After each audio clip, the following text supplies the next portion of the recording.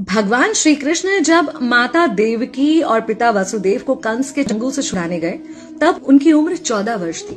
उनकी माता ने उनसे पूछा कि बेटा तुम तो भगवान हो, तो तुम हमें पहले ही कंस के चंगुल से छुड़ा सकते थे, इतनी देर क्यों कर दी? तो कृष्ण जी ने कहा, माता क्या पिछले जन्म में आपने मुझे 14 वर्ष का वनवास नहीं दिया था? माता हैरान रह गई, बोली ये क्या कह रहे हैं आप? तब कृष्ण जी ने बताया कि पिछले जन्म में मैं राम था और आप थी माता कैकेयी और आप ही ने मुझे 14 वर्ष का वनवास दिया था और कर्म फल से कोई नहीं बच सकता माता, इसलिए आपको 14 साल का ये दुख सहना पड़ा। तब आश्चर्यचकित होते हुए माता ने पूछा, तो फिर यशोदा पिछले जन्म में कौन थी?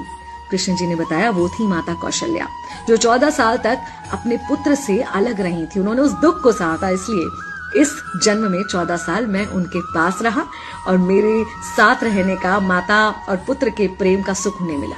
कहने का मतलब यह है कि कर्म फल से ना उस युग में कोई बचा था, ना आज कोई बचेगा।